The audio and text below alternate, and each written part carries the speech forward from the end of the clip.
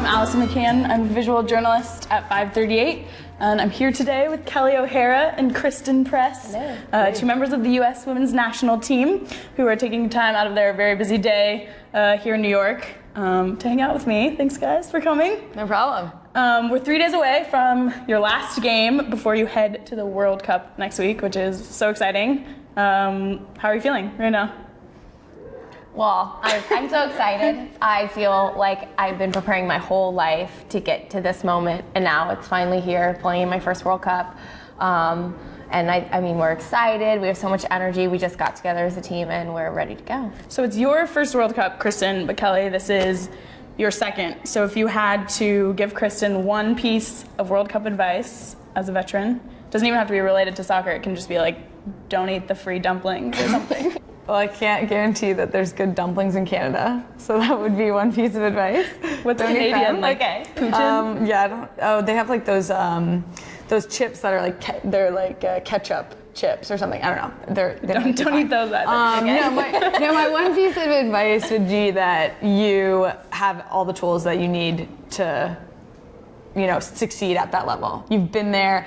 It's the same game as soccer, and you're ready for that. So, and I think as is anyone on the team, whether it's their first World Cup or, their fourth, but I think it's important to know that like in your first one, and I wish someone would have told me this my first time around, that it is, as soon as you step on the field, it's the same game of soccer that you've played your whole life. So thanks, that makes me excited. It's better than dumplings and chips, but I feel like that is also good advice. Yeah. I realized I should briefly say that we are all friends and former teammates and roommates and former roommates. Not friends. Not my friend. Christen used to be our friend, but no. And I guess I should do intros for you guys because you need intros. Kelley plays for Sky Blue of New Jersey. Christen plays for Chicago Red Stars, back from a few seasons in Sweden in the, I always say this wrong, Damallsvenskan, which is the top league in Sweden, where you kicked ass. I don't know if I can even say that.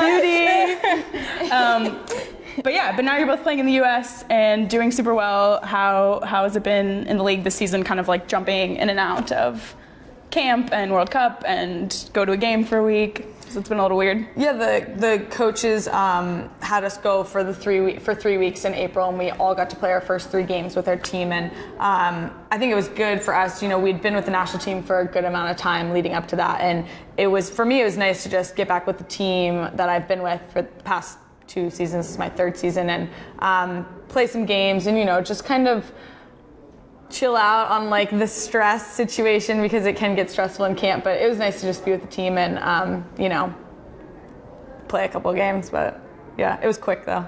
Yeah, I mean, I think it's really tough what we do. We're all over the country. We're always living out of a suitcase and in a hotel, so sometimes it's nice to just, go back to a place that with some familiar faces and get to play the game, but at a different intensity where you can sort of try new things and breathe a little bit. But it is hard. It's hard missing games now and knowing that your team's playing and not being there, and kind of just always being in 2 places at the same time, but it comes with the job. Yeah. You guys are doing it well. Okay, I feel like a lot of people might be watching women's soccer for the first time this summer. Maybe had no idea that there was even a women's World Cup. I get that question 3 times a day. This is so exciting. I didn't even know this existed. So what would you say to someone that maybe has never seen you guys play and is gonna what would you be why you should watch the women's World Cup? Well, I think for Americans that are just coming into the whole world of soccer, the World Cup is awesome, and it's super well suited for America. It's like a shooting star, 1 month, so many games, you get attached, it's like a story, and then it's just gone. So it's this amazing once in every 4-year experience, and it's a really, really exciting game. Yeah, and I would say if they have watched the men's game and are new to the women's game, it is just as beautiful, if not, in its own way. Sometimes the men's game can be overly physical and maybe not as finessed. Yeah, and it's a different good. Obviously, yeah, you can all those words. But I think that I've heard people say, I love watching men's soccer, but then women's, it's just different, and it's exciting to watch, and it's a beautiful game as well. So. And I'll say that you should watch the Women's World Cup because this is going to be a super exciting tournament. As you guys know, a lot of what we do at 538 is forecasting and doing predictions for elections, but also sports. We did the Men's World Cup last summer. We did both the Men's and Women's March Madness this year.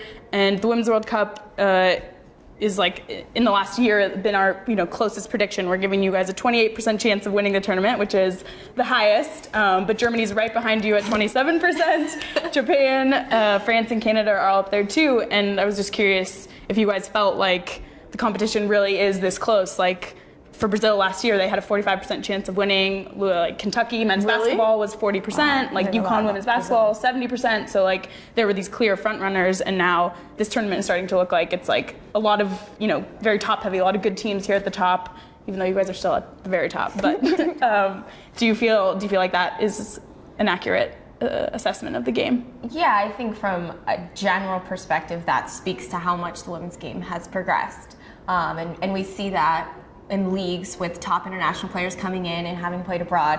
The game's growing globally, and that makes the World Cup so much more exciting.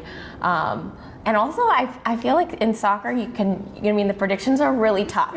So like, I'm surprised to hear that Brazil had such a high prediction. Yeah. Because last year. Yeah, it's hard to. So it's interesting because like home field advantage yes, clearly counts for a lot in the model. We use things like your friendlies versus your international games get weighted differently, like how big of a scoring margin, like all these things go into the model. And so Brazil obviously had a huge home field advantage.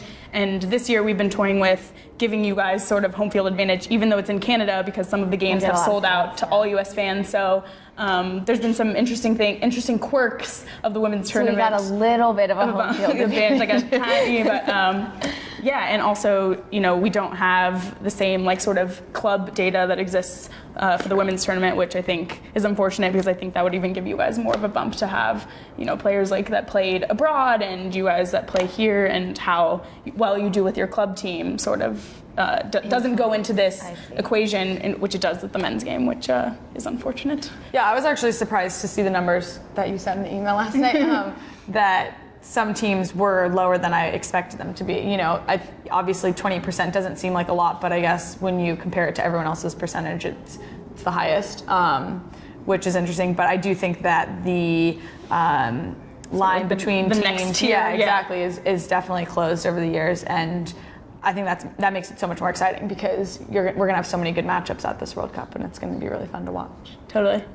Speaking of good matchups, the group match against Sweden is probably the biggest one that's like in the foreseeable future. Like everything else feels so like up in the air. Like the World Cup finals, like whatever. I think we're giving you guys a 58% chance of winning that game. Sweden's only at about a 20% chance.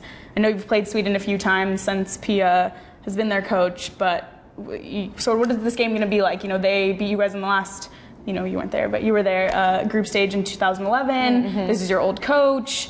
I don't know, is that game sort of on the mind more than others, or?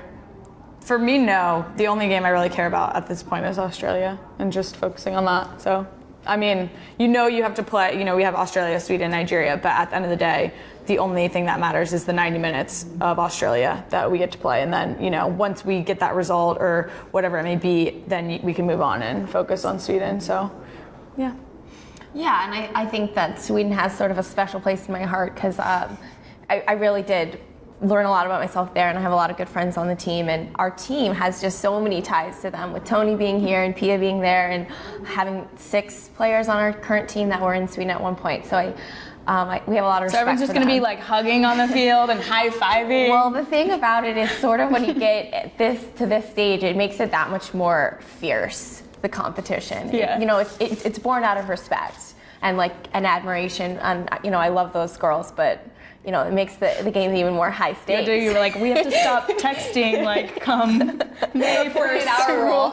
48-hour rule. See you in no Canada, texting. you're dead to me. Just kidding. So you guys were both true forwards in college, where I watched you be infinitely better than me, which is why you're in this matching black outfit, and I'm looking better than you right now. True. Just kidding. But you both have had to transition on the national team from in college, you actually are tied for the scoring record at Stanford, 26 goals in a season. Yeah. I think Christen beat you on career. But it's okay. You both scored a lot of goals. And now on the national team, Kelley, you've had to play in an outside back role. Christen, you've been dabbling in outside midfield, which I just think is crazy. It's like this was a position you played your whole life. You were clearly very good at it. So how's that been to just like get used to doing something that you were totally not used to until you got here? I mean, obviously, outside back is much different than playing forward, and it was a challenge, but at the same time, I enjoyed doing it because for me, I obviously loved playing forward, but at the same time, enjoyed, trying to work towards being that complete player and being able to play anywhere. So, yeah, I think that, it's fun scoring goals, but I also like to stop them, and that's kind of my role now. Yeah. Well, I think for me, I still consider myself a forward. I'm not letting go of that identity, but it's actually been great to play on the national team in a wide midfield role, completing myself sort of as a player. But every position and every role in teams are different, and I think that I'm much more comfortable playing wide with this team because that's where I've been practicing, and that's where I have my relationships on the field, and that's where I have been coached and been accepted, and so I think that makes all the difference. I want to just do really briefly, the FIFA arrests came out this morning, 14 executives, corruption, money laundering, all these things that are terrible. And for me, it's a little bit frustrating because I feel like we're a week away from your tournament and it's sort of detracting from the Women's World Cup. Part of me was like, if you were going to do terrible things, FIFA, like, could you at least have done it to the Women's World Cup? I don't know, what is it like? That's terrible, but I didn't actually mean that, but I want it to be focused on you guys right now. And I don't know, what's it like going to this tournament where, like, I don't know, these people clearly aren't respecting you or having your best interests in mind? I think exactly that. For us, it's like, that's not what this is about right now. And I woke up, didn't really even have time to like read about it because we are off and we've got a full day of schedule. And we're focused on us and our World Cup preparation, and that's the only thing that matters to us right now. Yeah, and at the end of the day, people talking about FIFA, maybe even if it's not in a good light, it brings more attention to soccer. So, spin it whatever way you will, and it's getting people excited hopefully for June 6th to come around. So we'll see. All right, thank you guys so much for squeezing me in. I know it's been crazy, but good luck. I'm so excited to watch you guys play. Thanks for having us.